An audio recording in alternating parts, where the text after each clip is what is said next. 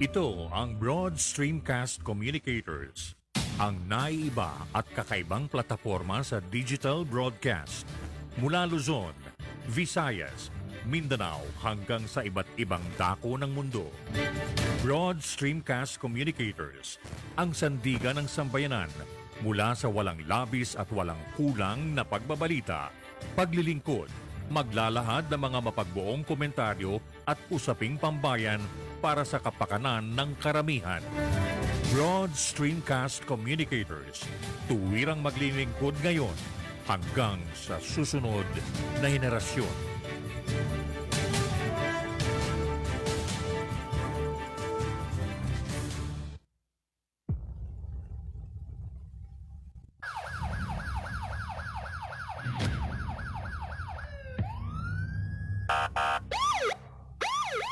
Digital Patrol.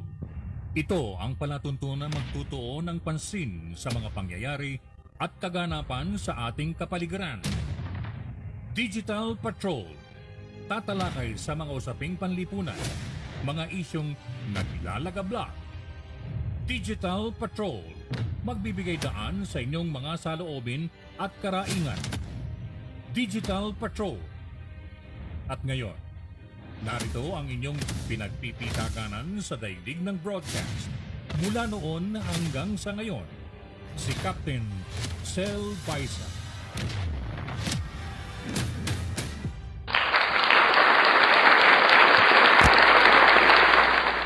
Thank you. Maraming salamat, Tony. At good morning sa inyo lahat at welcome sa inyong Digital Patrol ngayong unang araw ng bagong buwan. Ngayon po ay Setyembre 1, araw ng Miyerkules, Midweek, Baclaran Day at simply Hump Day sa ibang bansa. Hump Day, kalagitnaan po ng isang linggo. Tayo po ay moving towards the weekend, ibig pong sabihin. Ako po'y sasamahan sa palatuntunan din na Nash, aking technical director, ganun din si Manita. At join me till 11 o'clock dito po sa inyong palatuntunang Digital Patrol sa inyong Wednesday edition.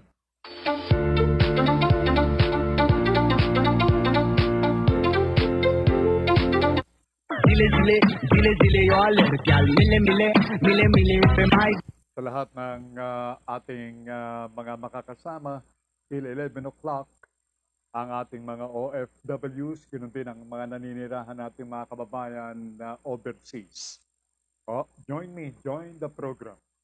Magandang umaga ang bati ni Conrado Brotonel ng Nueva Ecija. Karading, magandang umaga rin at magandang umaga sa iyong mga loved ones at sa lahat ng mga viewers at mga listeners diyan sa Nueva Ecija.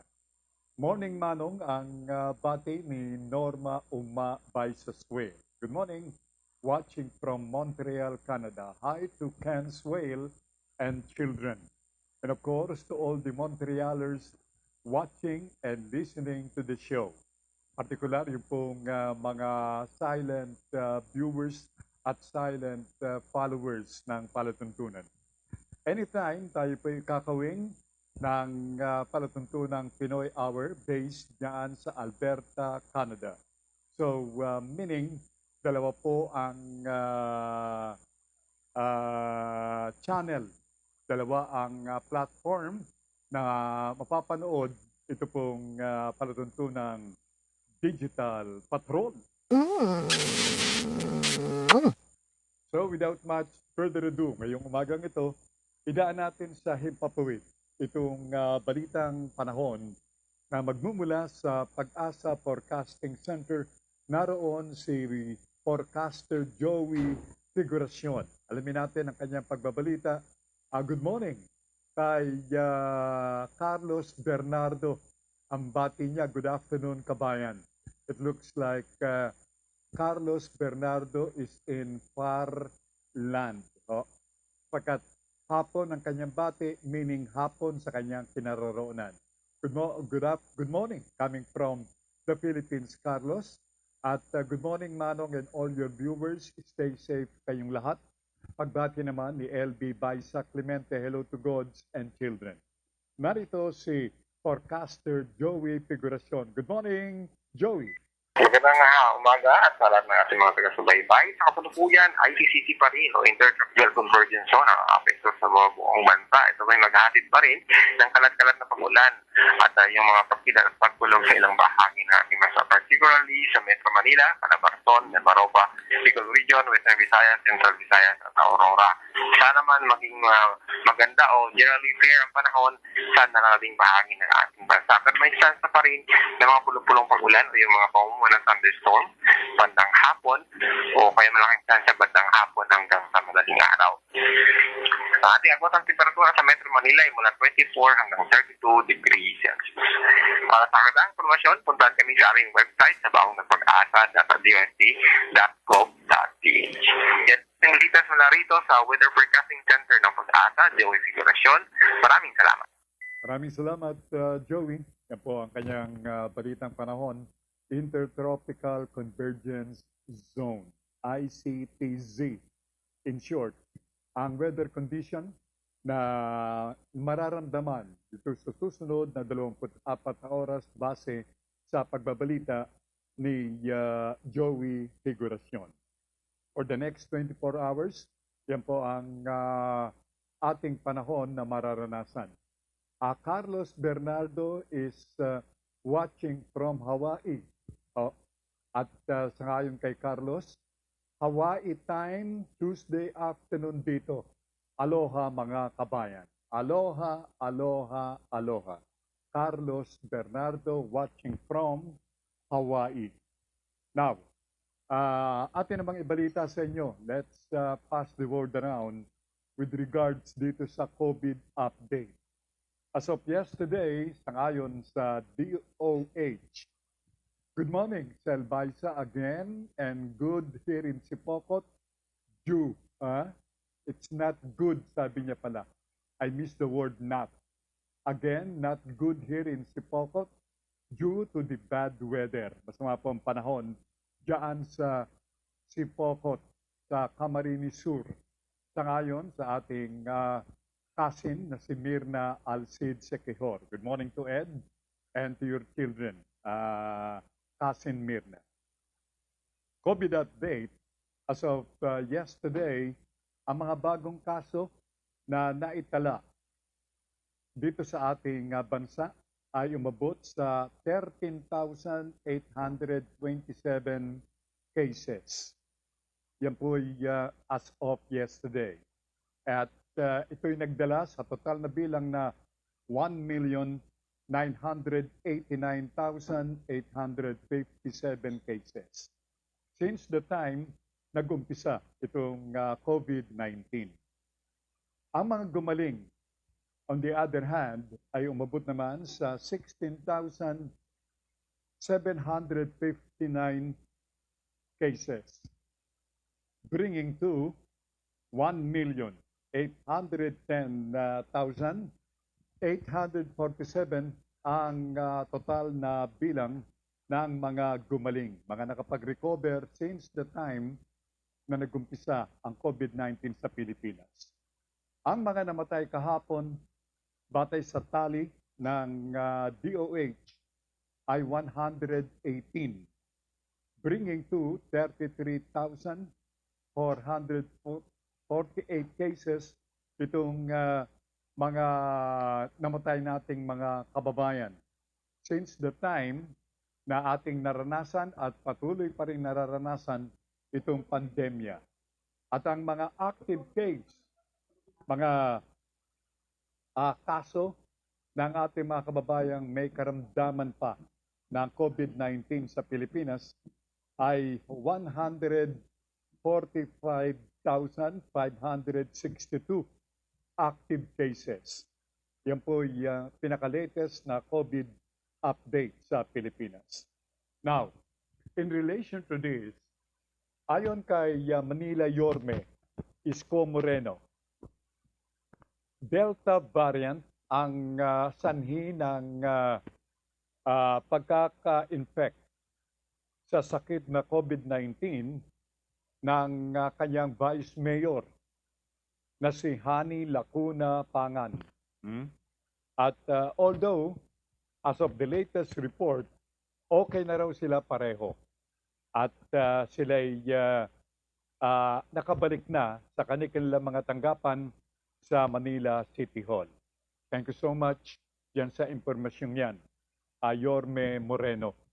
Kailangan tayo, kailangan ng mga liderato diyan sa mga respective City Hall ng mga local government units, particular sa National Capital Region.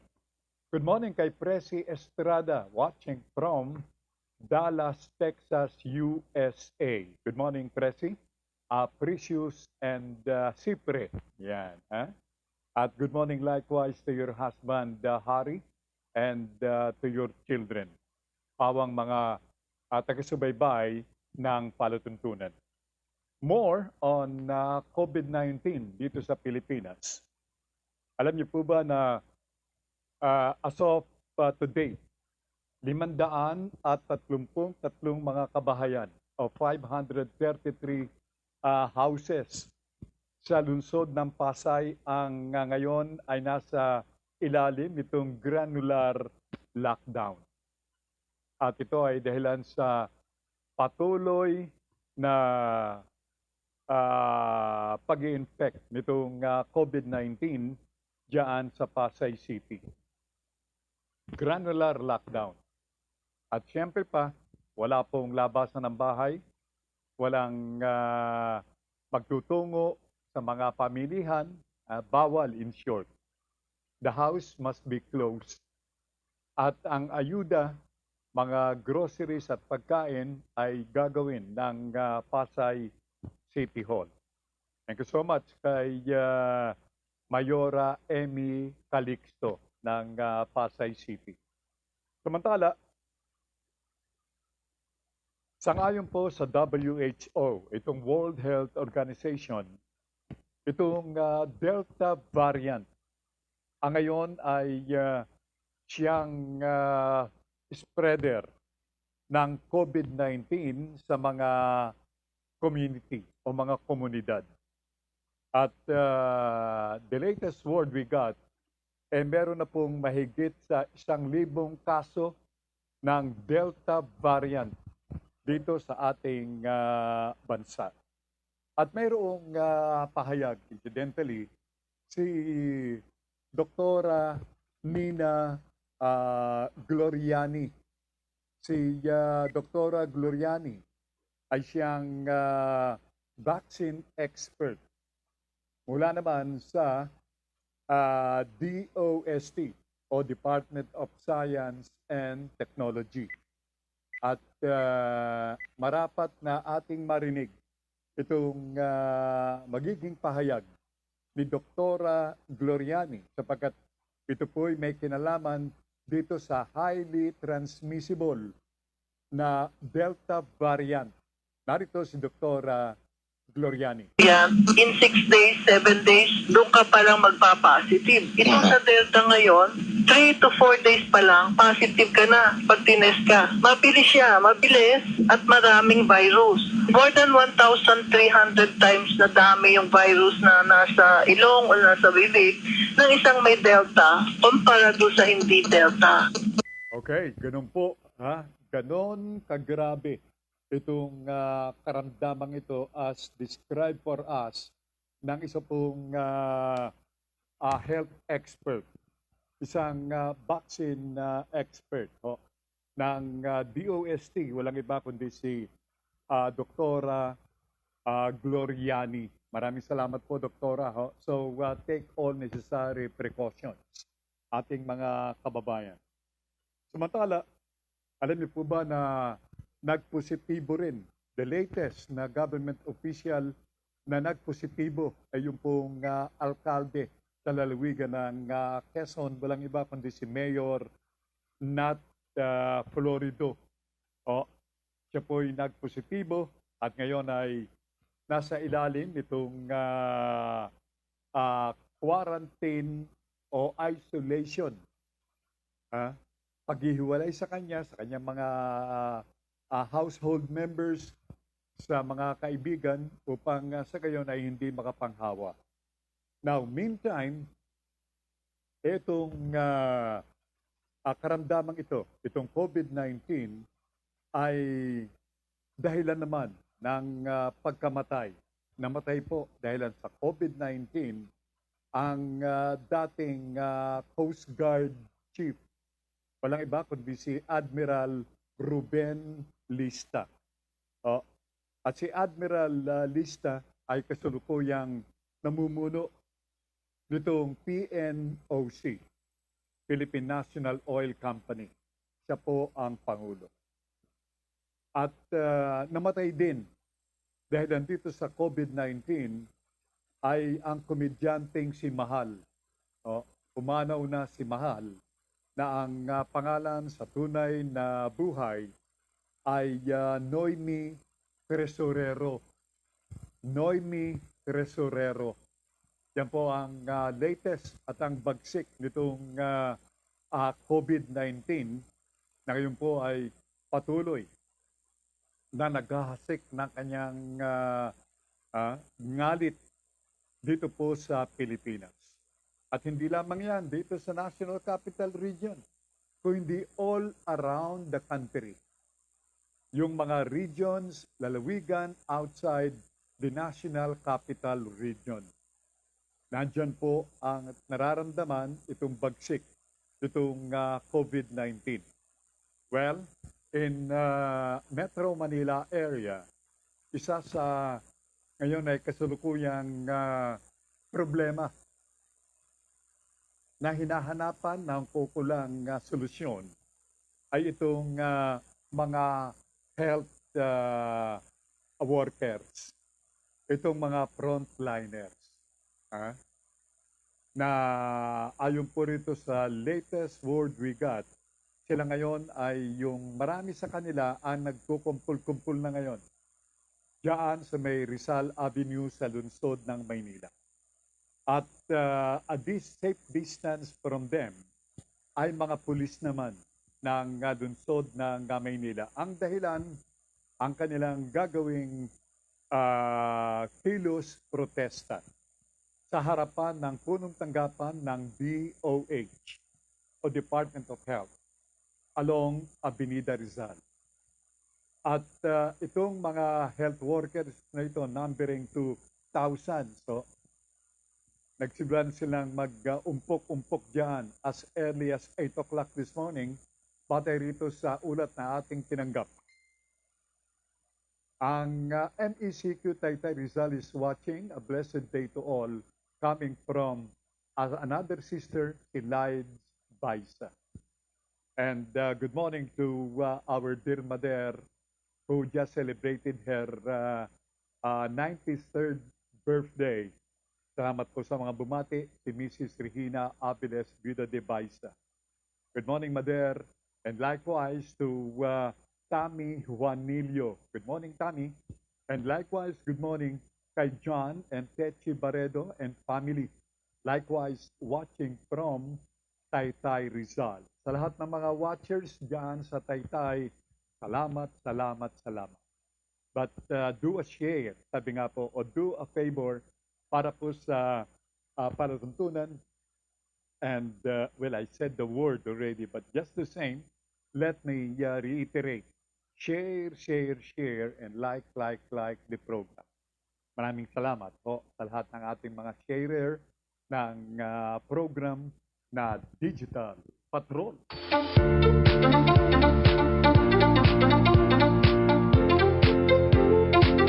Gusto niyo mga orasan, ang oras sa Pilipinas, hirap na ang alas 10 ng umaga on a new month. Ngayon po ay bagong buwan, bagong petsa, A1. Huwag niyong kakalimutan yan. Lalong-lalo na dun sa mga mag-i-issue ng cheque. Baka mailagay niyo po, alam niyo, minsan ugali yan na yan. Kapag medyo you're busy, nakakalimutan mo ang date, may lalagay mo dyan, August 31 pa. Kaya naman, you should be aware na ngayon po ay Setyembre A1. So whatever documentation you're supposed to, well, sign today, check the date. It's September 1. At incidentally, yung ating mga devotees going to Baclaran Church, sapagkat ngayon po ay araw ng Miyerkules, sad to say na still sarado pa rin ang simbahan ng Baclaran. So yan ay sa dahilang extended ang MECQ with harder restrictions. And I was just talking early today sa chairman ng LTFRB. Walang iba kundi si Yusek Martin Delgra. And ang sabi niya sa akin, because I told him if I could possibly make a call to him in his office. Ang sabi niya, sorry Sel, medyo na-extend ang MECQ kaya for another week, kaya wala pa kaming face-to-face transaction sa LTFRB. We understand. Kaya thank you so much. And let that be a cue likewise sa ating mga kababayan who are planning to do transactions with LTFRB. Better not, sapagkat katulad ng binanggit ni Asek Delgra, wala pa ring face-to-face transaction diyan sa LTFRB offices. And I presume maging diyan sa LTO. Because each time you make transactions with LTFRB, ang proseso niyan ay either mauna ang LTO, then LTFRB follows, and vice versa. So I presume sarado rin ang LTO offices. So enable you not to, get tired and get frustrated. Stay put at home na lang and wait till September 8 comes. Because that will be the time na magbubukas na itong mga tanggapan. And business establishments will likewise open starting September 8 once ito pong MECQ is lifted. Bueno, maraming salamat.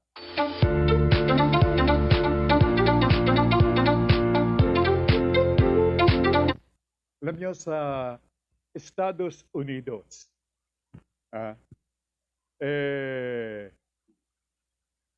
ito pong ivermectin na sangayon dito sa maraming mga doktor dito sa Pilipinas.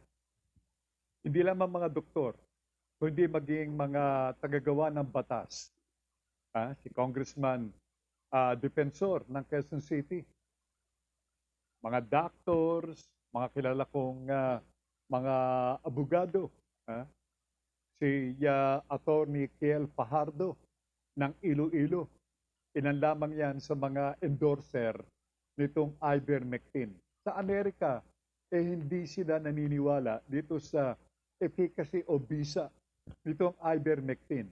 Sa Amerika ho yan. By the way, sa Dallas, Texas, Presi told me, she passed a word na,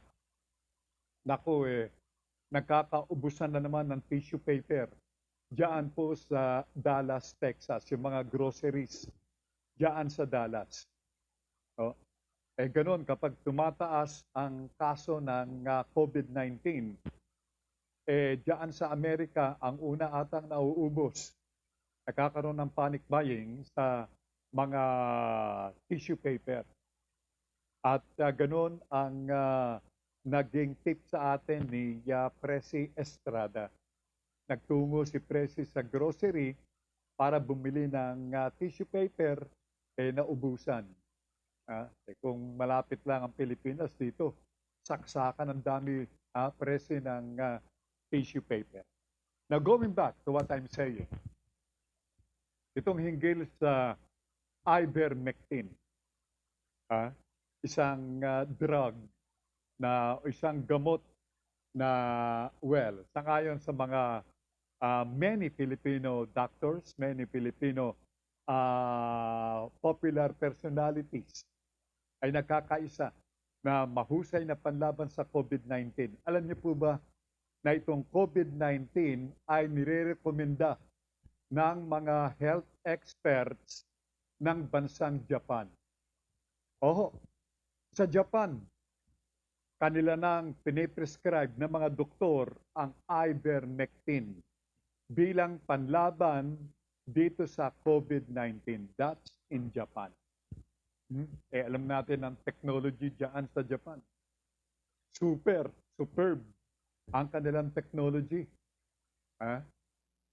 Kaya, well, sabi nga, there's nothing wrong in trying, sabi nga. Because itong mga endorser na ito, si Congressman Defensor, si Mike Defensor, na, well, nakapanayam ng inyong lingkod. Who else? Marami pa. Yung mga kilalang doktor sa Muntinlupa City. Sabi ni Tracy, coming from Dallas, Texas, yung daw toilet paper, paper towels, and water bottles, yung mga nabibili na tubig sa bote, ay limited lamang sa isang tao. Meaning, kung ikaw ay bibili, limitado lamang sa isang toilet paper, isang paper towel, at water bottle. Hirap na ang buhay sa Dallas, Texas. Medyo dito man sa atin, medyo mataas ang kaso ng COVID, hindi man nakakaroon itong limited supply ng paper towel, water bottle, o yung mga tubig na nabibili sa botelya, mga mineral water kung tawagin. Ganon din mga toilet paper. Pero sa Dallas, Texas, USA, mahirap sa panahong ito. Medyo limitado ang pagbili. Mahirap kapag limitado ang pagbili, limitado rin ang paggamit. Paano kung marami kayo sa isang bahay? Sinapresi ang Estrada family, medyo kakaunti, good for them. Pero kung saksakan ang dami ng mga nakatira at sabay-sabay na gumagamit ng toilet paper o yung toilet paper o tissue paper, patay kang bata ka. Magtitipid ka sa paggamit ito, mahirap kung magtipid ng toilet paper. Okay. What else? Kaya naman, sa ating mga kababayan, binabalita natin yung hinggil sa ivermectin sapagkat marami sa yung aking mga 6 sa aking 33 mga kumpare gumamit, sinubukan itong ivermectin, hindi na po nagpabakuna. Malalakas pa po sa kalabaw ang mga tinamaan na magaling. At they're among the many endorser nitong ivermectin.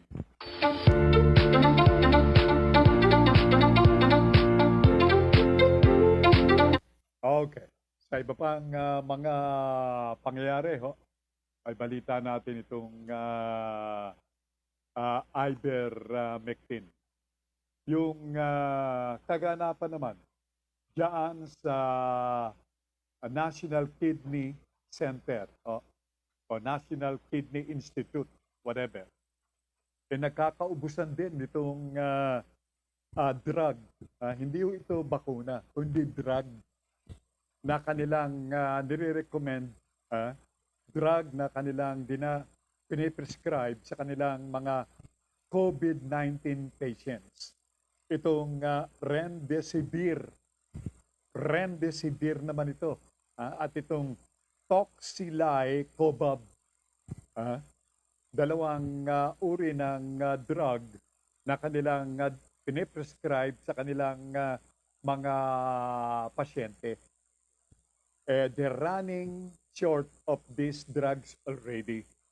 At it looks like matatagalan bago dumating yung kanilang order. So meaning, maging sa National Kidney Institute, hindi sila, they're among the hospitals na nagpe-prescribe itong drug, katulad din ng ivermectin. Hmm? Hindi ba yung ivermectin, sangayon po sa mga announcements, mabibili na sa Mercury Drug for 25 pesos per ah, tablet or per capsule or whatever. Ah, ang sabi ni Uma, Norma Baisosway, she is a nurse, as you well know by now. Oh. Sabi ni Norma Swale ng Montreal, Canada, ivermectin, they take it instead of vaccine? Yun, katanungan, may question mark eh. Or they use it if they have COVID symptoms, or they take it as preventive of getting COVID. Yun ang kanyang tanong. Yes, all three of your questions, Uma.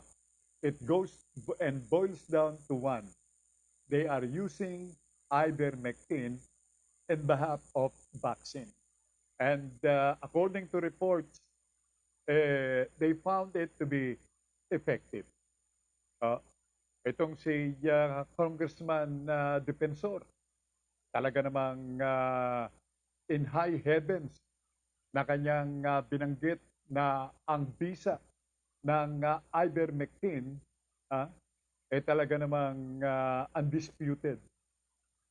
Maging itong, nakalimutan ko yung pangalan ng Alan, yung pangalan, first name, pangalan ng doktor, diyan sa Muntinlupa City.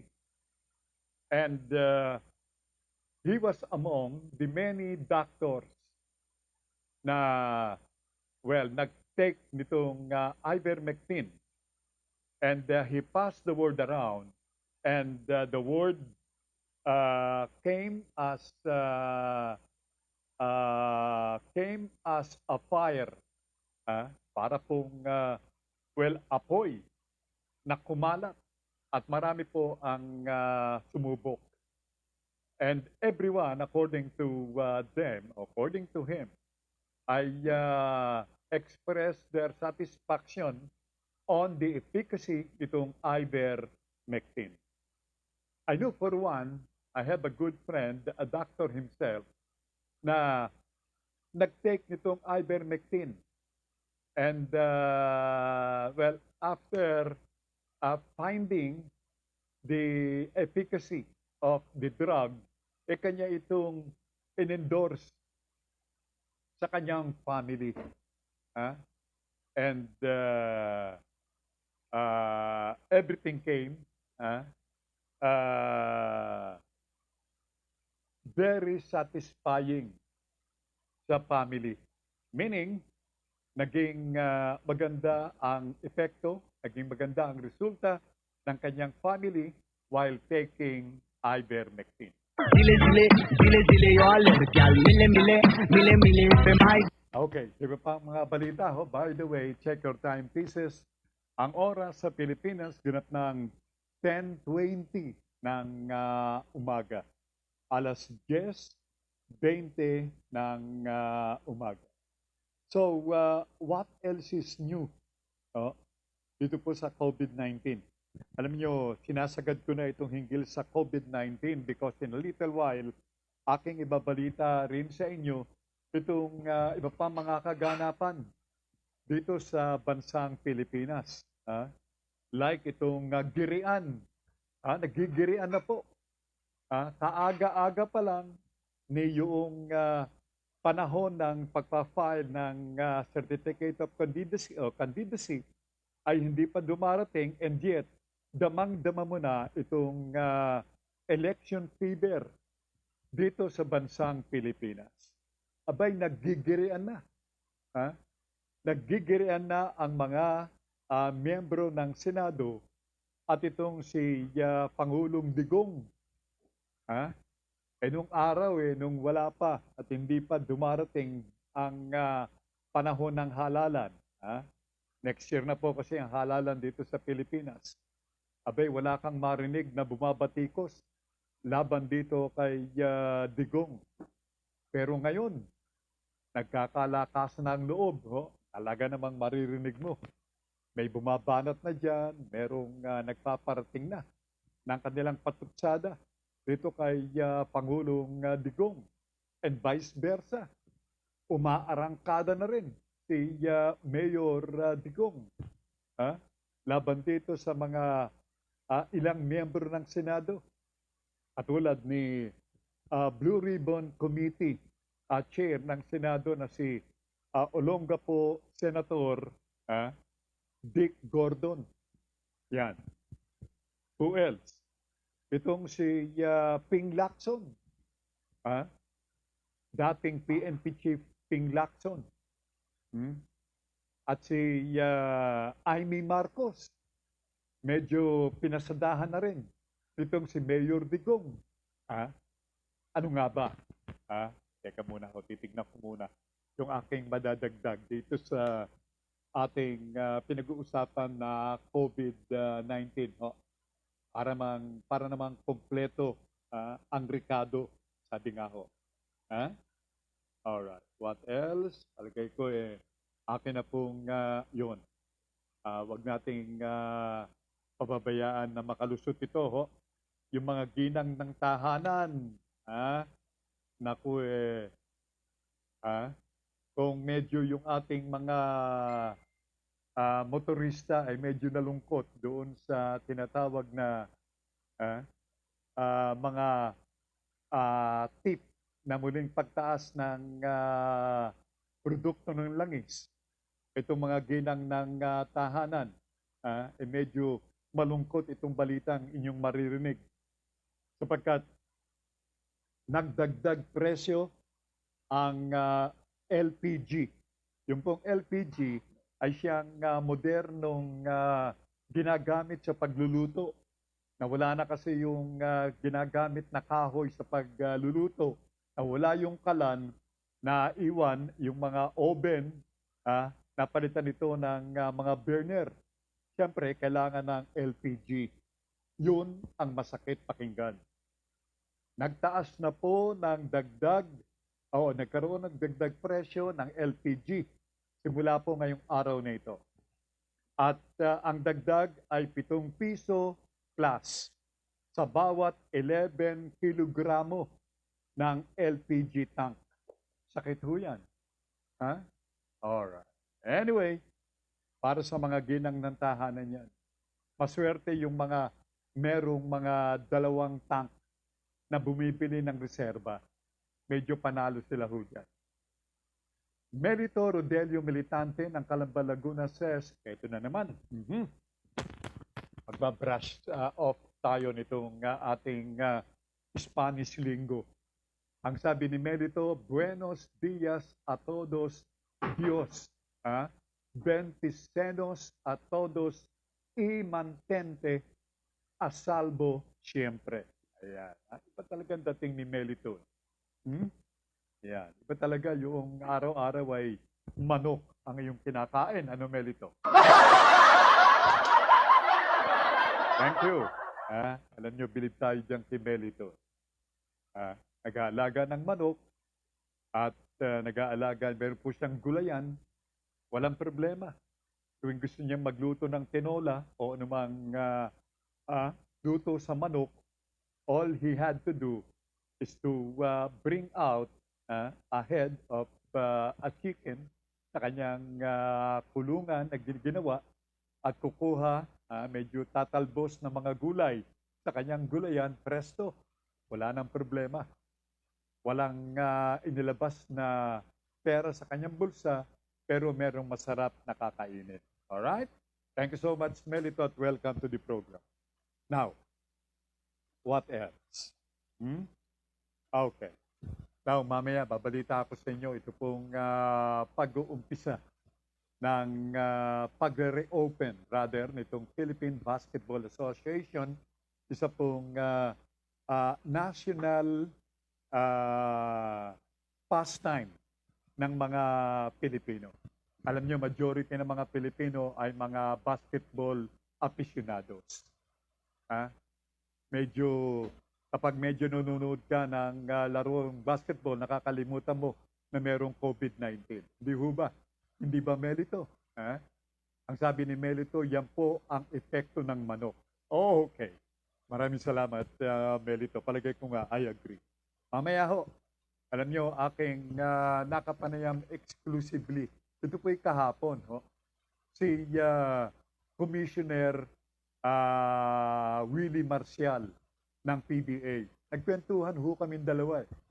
At mamaya, I'll be more than glad and happy to play my exclusive interview with PBA Commissioner Willie Marcial. Good morning to the Lim sisters. Hello, Kelly.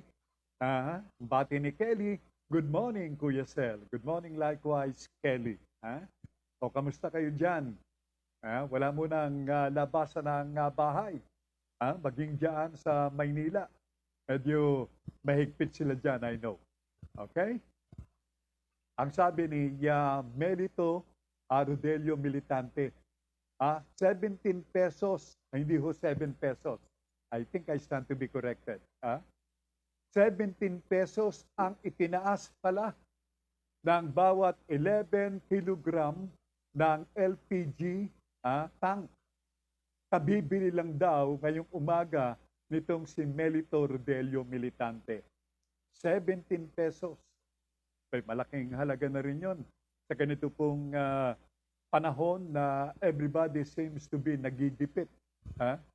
Yung 17 pesos, karagdagan din yan na bilihin. Makakabili ka na ng meron bang 1 kilong bigas na 17 pesos ang presyo? Hindi ata, wala. Meron. 50 plus yung medyo magandang klase. So, makakabili ka ng bigas na rin out of 17 pesos. Anyway, yan po ang idinagdag sa 11 kilogram na LPG tank.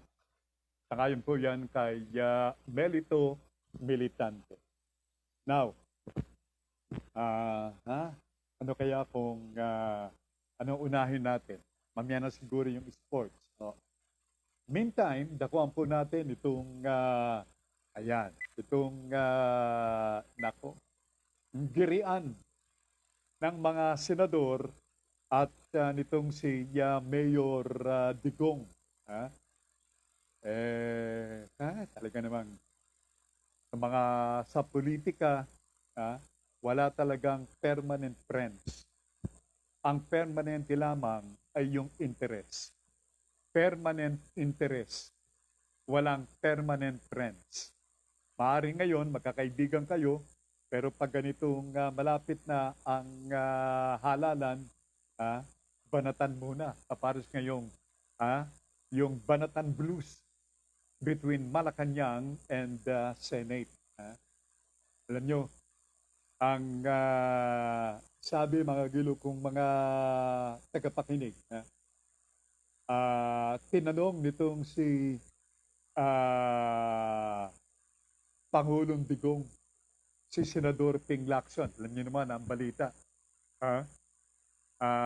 Sabi ni Melito, Sir Sel, mahina po ang audio ninyo. Bakit kaya? Check mo nga, technical man Nash, kung bakit mahina ang audio. Baka meron laman ditong medyo i-adjust. Thank you. Thank you so much, Melito. I-check natin kung ano yan. Okay, balik tayo sa ating tinatalakay. Itong patutsada ni Digong.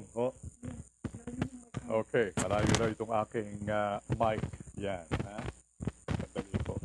Bakit kaya tumayo yung aking sandali po. Saan ba yung aking mic dito? Yun, sandali. Itataas ko lang sandali yung mic. Okay. Pakitaas mo nga ito. Ayun. Ako na mismo mag-a-adjust. Ayan. Yan. Okay, malapit na ho. Okay. Umases, yun, marami po ang nag-react doon sa nabanggit na po na ni Melito. Ang sabi ni Mirna, listening from Sipokot, Kamsur, sa akin din mahina. Pero ngayon, I've made adjustment. Palagay ko, nag-improve na, no? Thank you. Samantalang ang audio ng palatuntunan ay maliwanag namang naririnig sa Montreal, Canada. Okay? Loud and clear here in Canada. Sabi ni Uma Swale. Okay? However, I made the proper adjustment and I go ang audio because I adjusted itong microphone at inilapit ko ng bahagya dito po sa aking bibig. Okay, maraming salamat. At katulad nga ng ating nabanggit kanina, tinanong ni Digong si Senador Ping Lacson. Ikaw ba, Ping, sangayon kay Mayor Digong, ay tapat? Ikaw ba ay honest? Ikaw ba ay honest, Senador Ping Lacson? Kung ang sagot mo ay yes, sabi niya, maghintay ka. Sa susunod na talk to the people, sa aking susunod na pakipag-usap sa tao, meron akong ibubulgar laban sa iyo. Yan po ang binanggit ni Mayor Digong. May lalabas na ito lahat. Kung labasan ng labasan lang naman, di ilabas na natin lahat. Baka sabihin ng mga tao, kayo lang ang marunong to be honest. Really? Tanungin ko si Pampilo Lacson, are you honest? Answer me truthfully. Are you honest? Kaya kung magsabi ka yes, sasagutin kita next program. Ayan, sasagutin kita next program. Yan po ang binanggit ni Digong. Walang mura, medyo nakapagtimpi. Kapag alam ko, kapag medyo magbu-blue yung top ni Digong, kaya hampas niya yung kanyang kamay sa mesa at medyo mag-PPI. Bukod siya po ang otorisado na mag-PI. Okay? No other else. Melito Rodelio Militante says, yes po, sa microphone ang problem. Kapag ginagalaw ninyo ang microphone, lumalabas o lumalakas ang voice ninyo. Maraming salamat, Melito. Mamaya, I'll make some adjustments, perhaps after the program. Okay? Thank you very much. Yun namang patutsada nitong si Mayor Digong kay Amy Marcos. Ang sabi ni Digong, itong si Amy Marcos daw, dumalaw sa Davao, nakipag-usap sa kanyang anak na si Sara Duterte. At ang sabi ro ni Amy, hinihiling na kung naghahanap ng Vice President, nakatandem itong si Sara Duterte, si Amy Marcos na lang ang kanyang piliin. Yun. Pero alam niyo mga gilo kong mga tagapakinig, medyo mismo si Sara Duterte ay nagsabi na hindi raw silang nag-usap nitong si Amy Marcos hinggil dito sa issue ng kanya makakatandem na Vice President sa darating na eleksyon.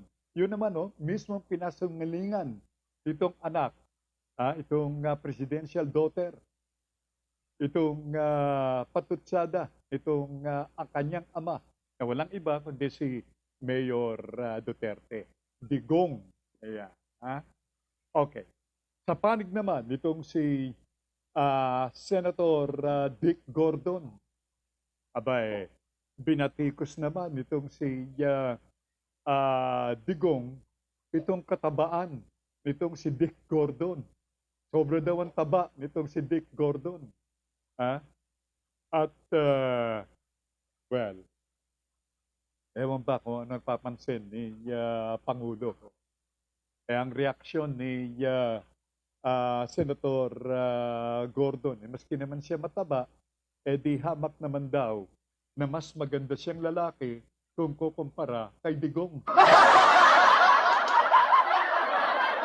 Lang yan, nagiging personalan na ang takbo ng pangyayari, hindi kami naman po naghahanap ng magandang lalaking senador, nor naghahanap ng magandang lalaking presidente. Ayan, yung mga reaksyon ng ating mga tagapakinig, mga taga-subaybay, nagtatawanan din sila. Well, si Senator Gordon ng Olonga po, anak po yan ng Amerikano. Kaya namang may pagkatisoy. Yan, sabi nga po. Kaya namang ang sabi ni Dick Gordon, di hamak naman na mas maganda siyang lalaki. Okay? Anyway, speaking of Dick Gordon, alam niyo mga gilo kong mga tagapakinig, meron pong nabanggit si Dick Gordon, Senator Gordon, diyan sa naging patutsada ni Mayor Digong sa kanya. Pakinggan natin. Siya, talagang mainis siya. Bakit siya pinipigilan yung COA? Huwag kayo makinig sa COA, sabi niya sa mga tao. Di ba? Totoo ba yung sinasabi ko? Di ba totoo yan?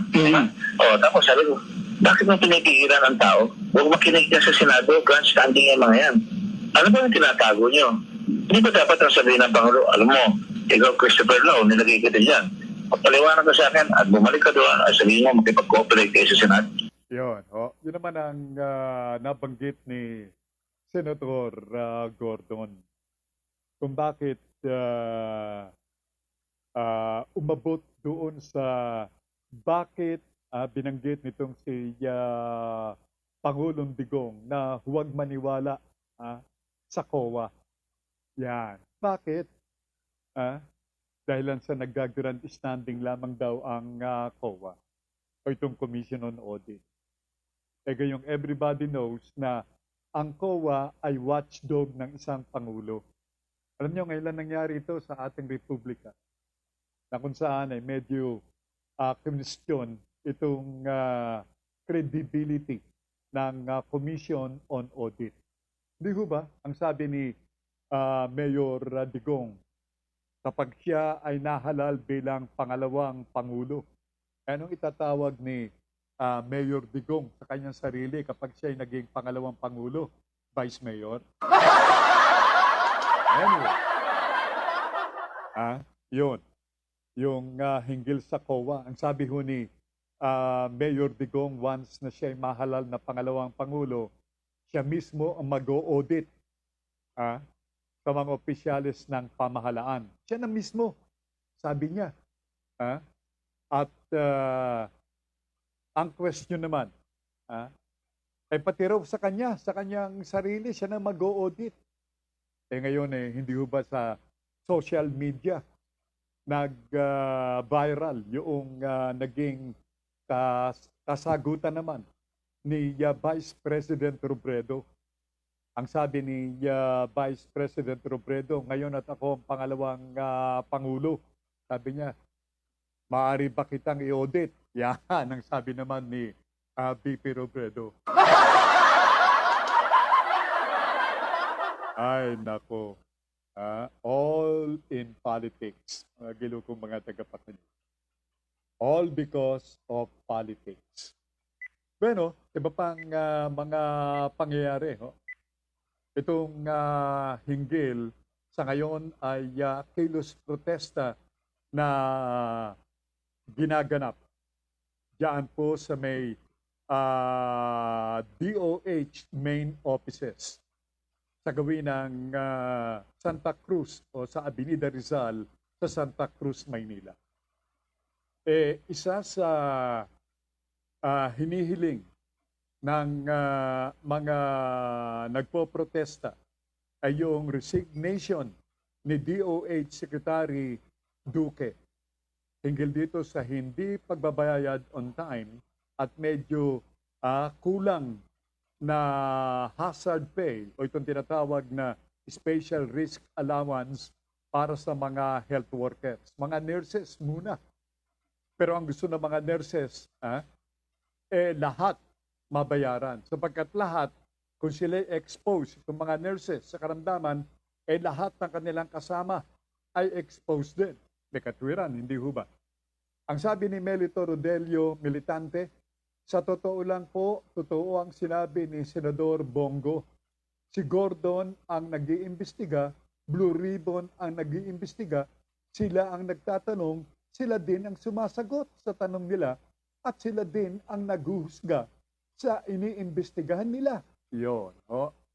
Yan naman ay pananaw ni Melito Militante.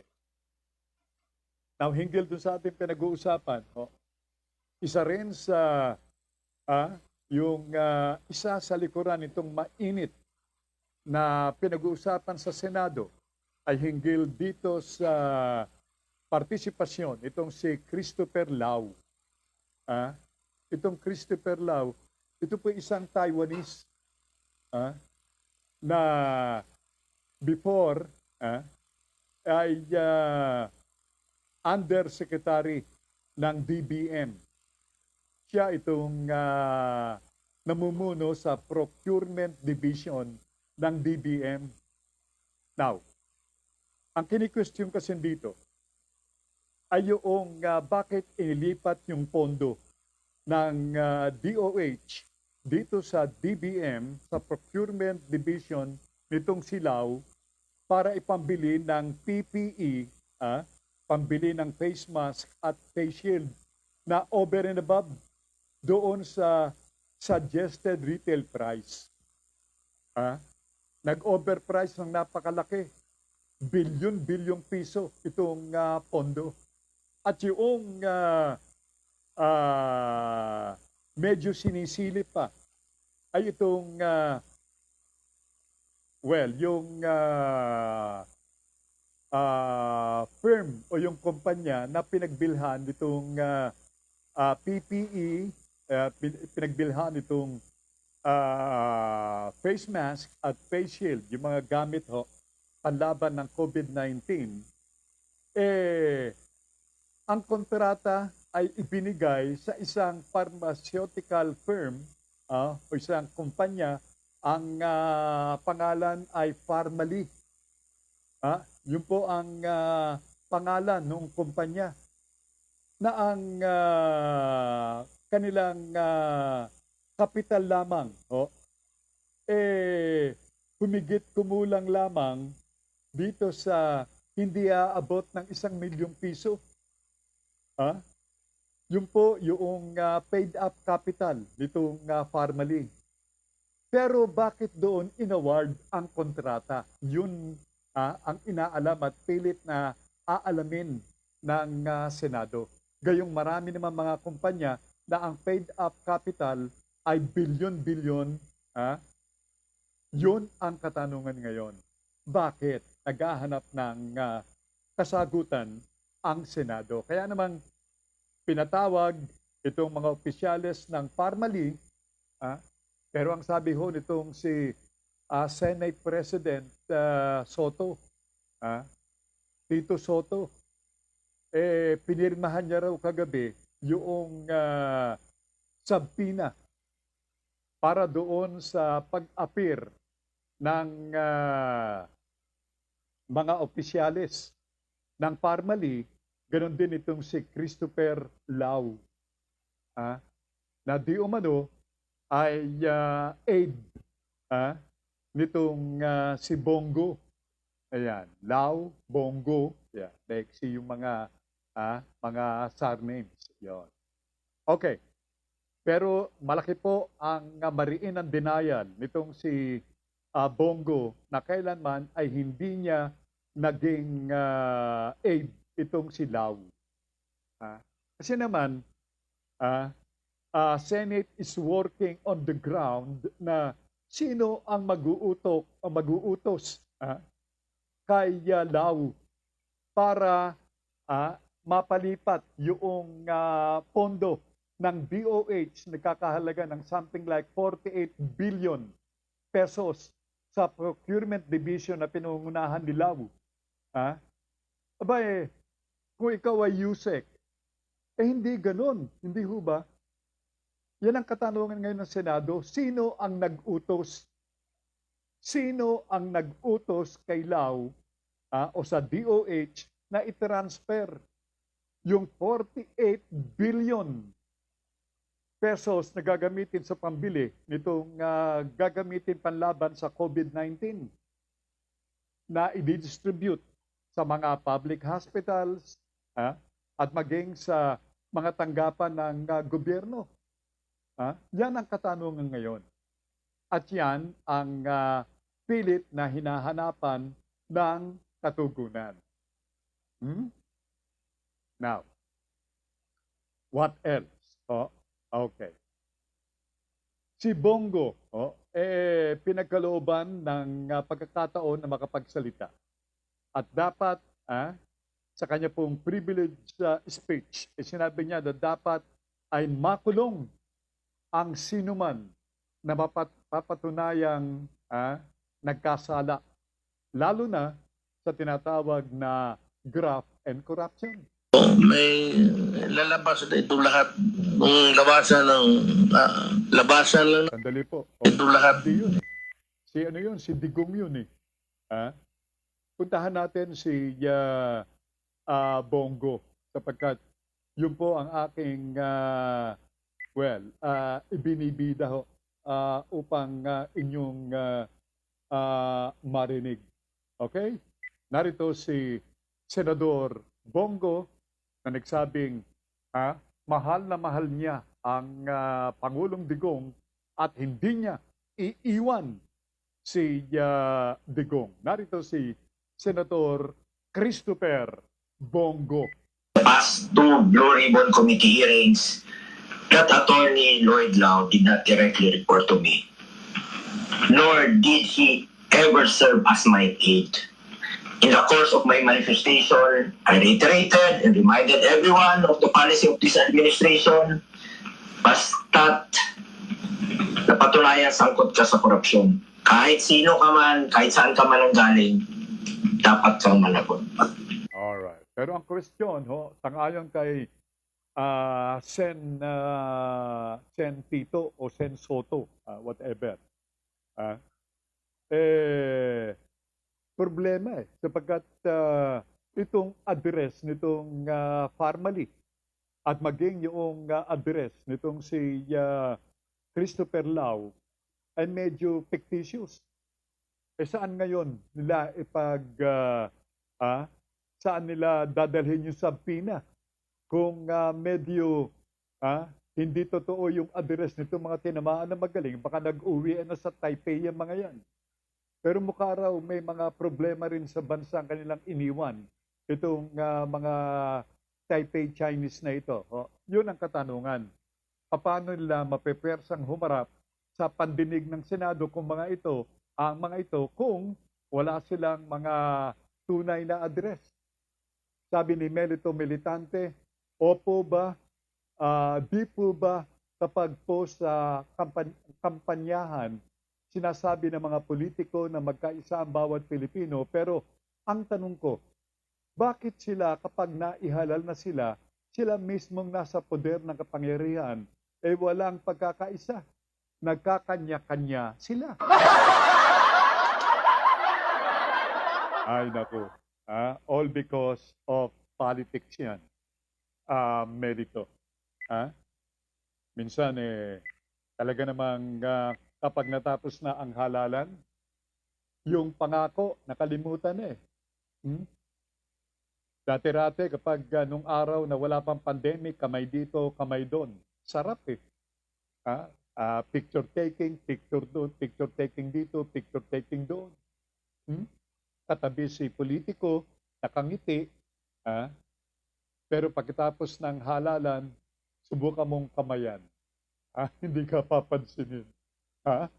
Sus Marisol. Mga giliw ko mga tagapakinig, narito ang portion ng aking eksklusibong pakikipanayam. Ito po'y kahapon kay PBA Commissioner Willie Marcial.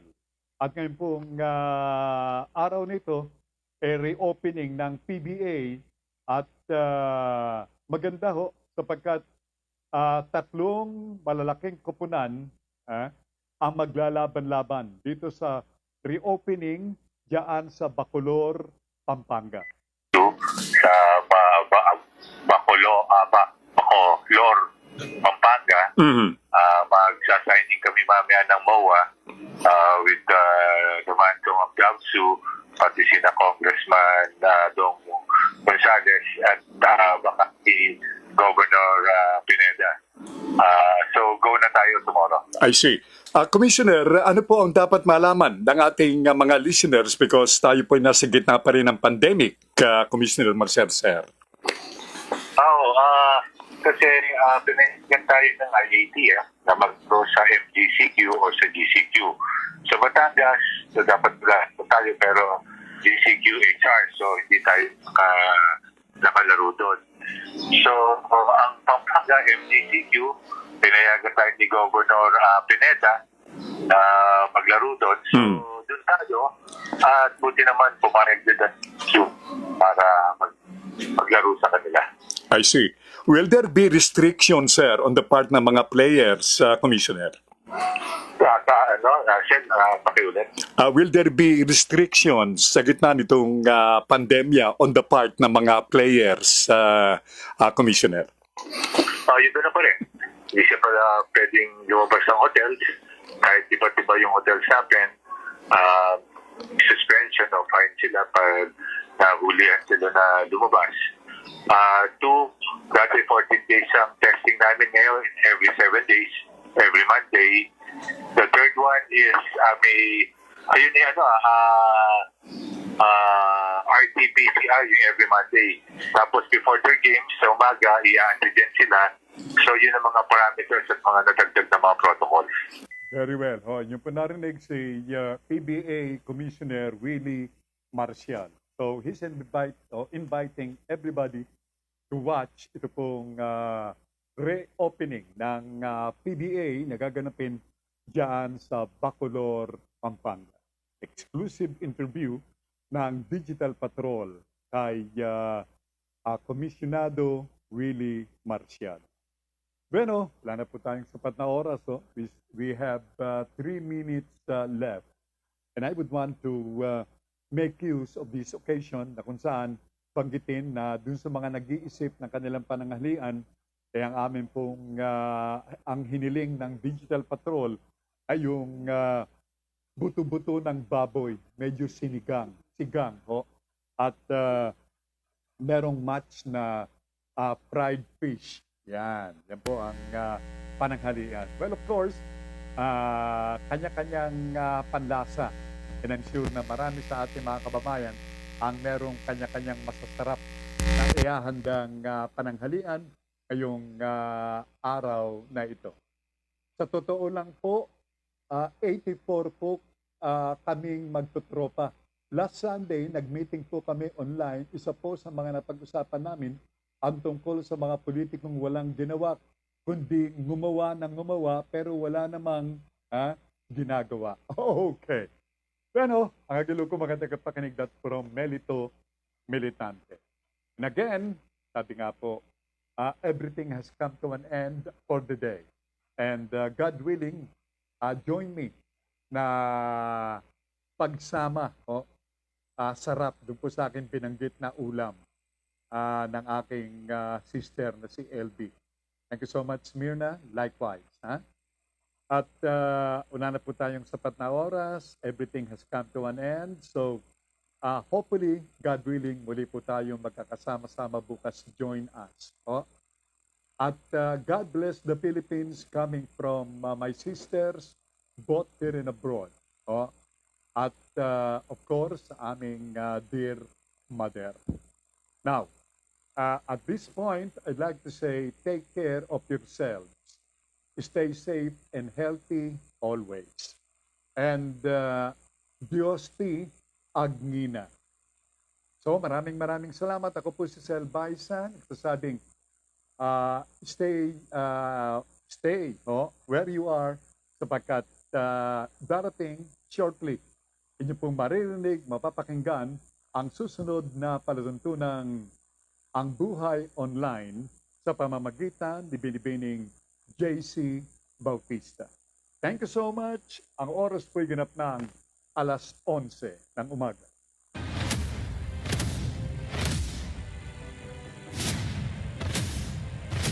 Sumainyo ang Digital Patrol. Hanggang sa muli, dito pa rin sa Broad Streamcast Communicators. Maraming salamat po.